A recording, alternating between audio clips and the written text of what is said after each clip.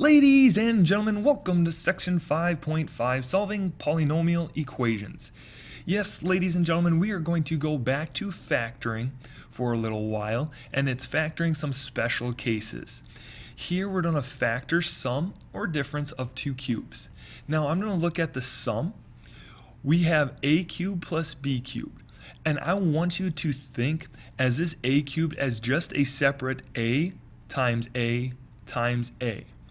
And so when we think of it like that, and same thing with the b, we can think of it as a plus b, so we broke that cube down into a plus b, and then I'm going to square it here, minus, and then I'm going to take a times b together, and then plus b squared, and then also you have the difference, which is the subtraction sign between two cubes, looks like this. Now let's take a look at some examples before we get into any hurry. So here, with a plus sign, we have the sum of cubes. Well, we just have to make sure that they are sum of cubes, because x to the third we have x times x times x, which we know we're fine there. What multiplies to 64 three times? Well, that's going to be 4 times 4 times 4. If you weren't sure that 64 was a cube, you can also type that into your calculator, and if you need help typing it into your calculator, please ask me tomorrow or in class. So now, what is my separate entities after writing it like this?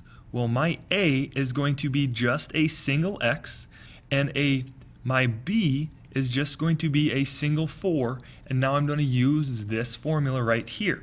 So x cubed plus 64, that's going to give me, well, a.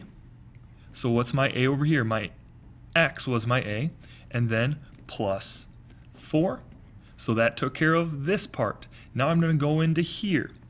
Now I have x, and what is my x? My x is squared, minus my a again was x minus x, and then times 4.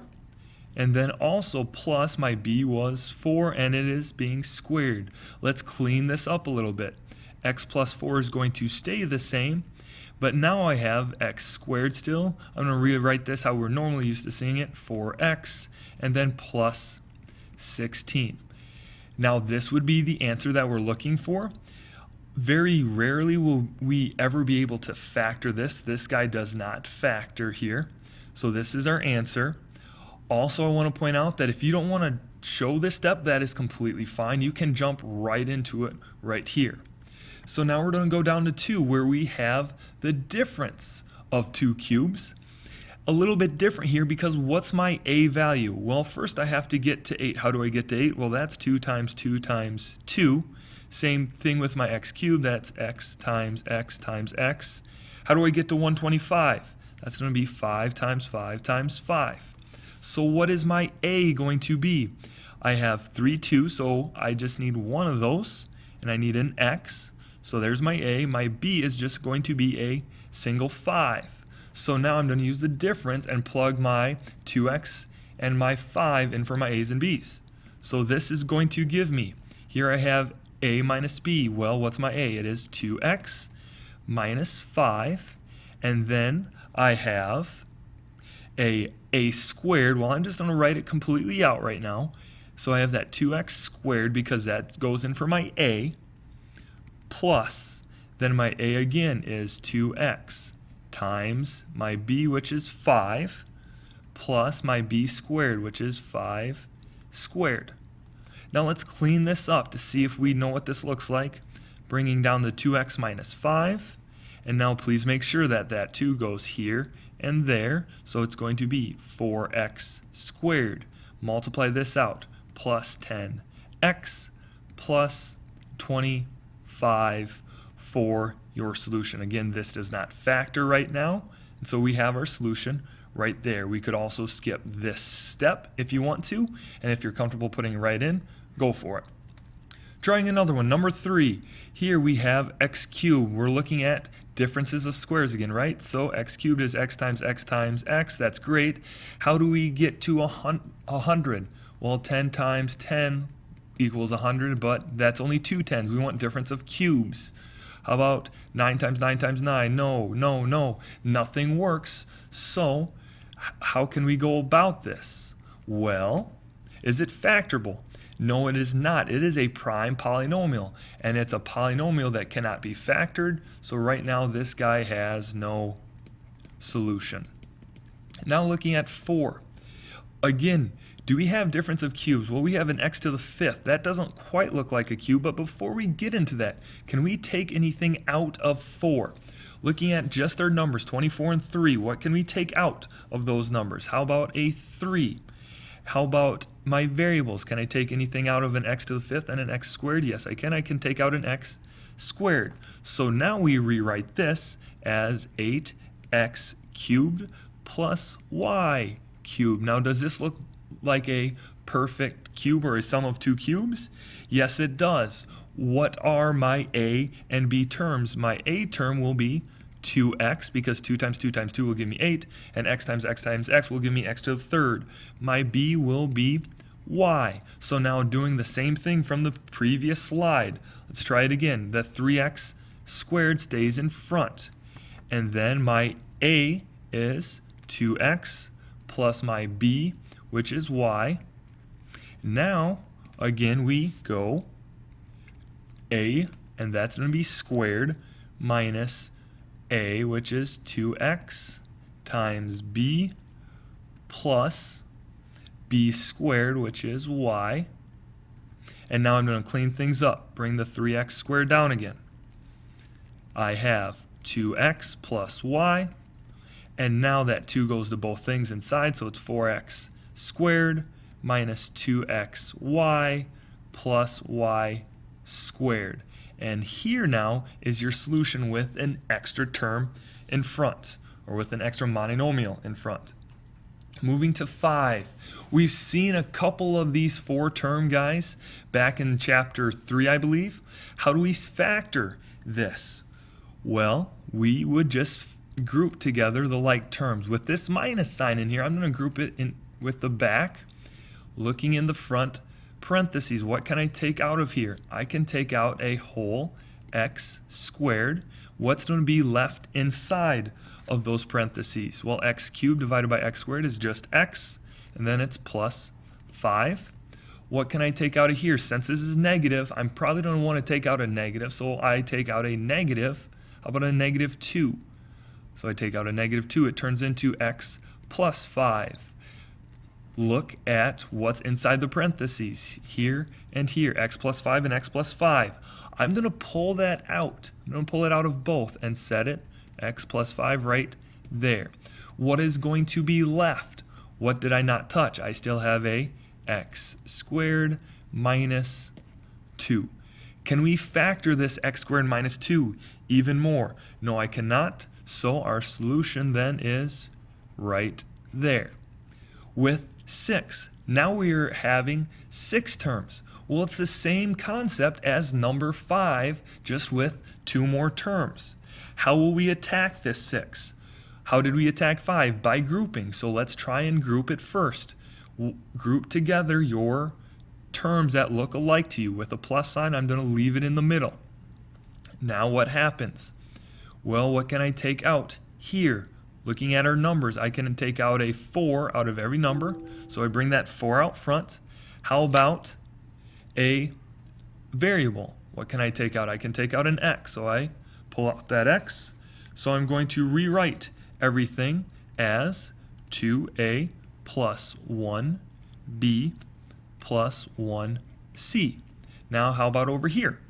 What can I take out?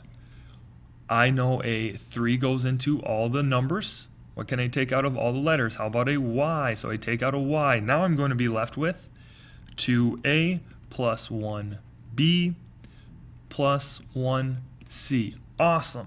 Now if we go back to 5, what do we do next? We pulled out the stuff that was the same. Can we do that here? Well, what stuff is the same? The stuff in parentheses. So I'm gonna pull that out, set it on the side, so it's 2a plus b plus c. What stuff did I not use? I have 4x plus 3y on the side.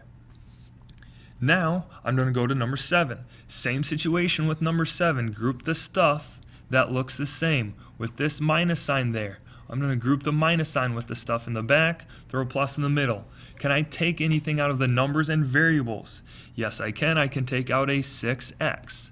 That's going to leave me with 5a minus 4b plus c. Then I'm going to take, since this is a negative or a minus, I'm going to take that out. I'm going to say minus y squared. I can't take anything out of my variables. I'm just taking out that negative, so now it's going to change the sign. So I get 5a minus 4b plus c. I'm going to clean that b up a little bit. Are these the same thing? Yes, they are, so I'm going to pull that out. So it turns into 5a minus 4b plus c. What do I have left? I have left 6x minus y squared for your final answer. Now a couple more. Now we are asked to solve. Here we have x to the fourth. Think of it just as x squared minus 29x plus 100. Instead of just having an x in each one, now we're going to split it up a little bit more and have a x squared in each one, still equaling 0. So here's an x squared, here's an x squared because they multiply to x to the fourth.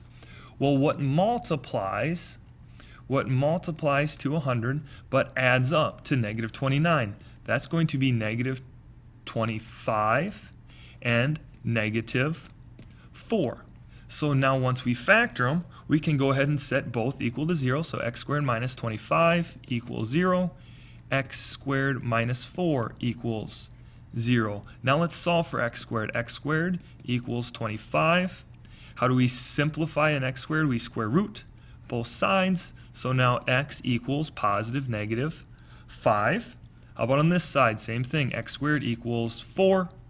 And then we square root both sides to get x equals a positive negative 2. Now on number 9, same situation with a 4 and a 2. Looking at our numbers, can we take anything out first to make our number smaller? Yes, we can. We can take out a 2, so let's do that. Take out a 2, now we're left with 4x to the fourth plus 5x squared minus 6. That's going to equal 0. Now remember, with the number in front, what do we have to do? I have to take this 4 and take it times that negative 6 to get negative 24. Now I need factors of negative 24 that add up to a positive 5. That's going to be 8 and negative 3. So let's go ahead and break this down a little bit more. 2 times that 4x still goes in front, and 4x, please remember, still goes in front. Notice how I broke this 4 down, though, in number 8. It went x squared and x squared. So I'm going to do that exact same thing here. So it's going to be 4x squared and 4x squared. It's going to be plus 8. It's going to be minus 3. What's that equal? It equals 0. One more thing we have to do, though. We have one too many 4s, so let's take a 4 out. Can I take a 4 out here? No. How about here? Yes, I can. I'm dividing that whole 4 out. So now it's 2 times x squared plus 2, and that's going to be times 4x squared minus 3 equals 0. Setting only what's inside the parentheses equal to 0. X squared plus 2 equals 0. 4x squared minus 3 equals 0. Solving for x squared, subtract the 2 over. X squared equals a negative 2. Square root both sides. Well, now we have x equals the square root of a negative 2. Well, is that possible? Yes, it is. So let's take that negative outside of the square root. It turns into an I, then square root 2, and that's going to be plus minus. So x equals plus minus I square root 2.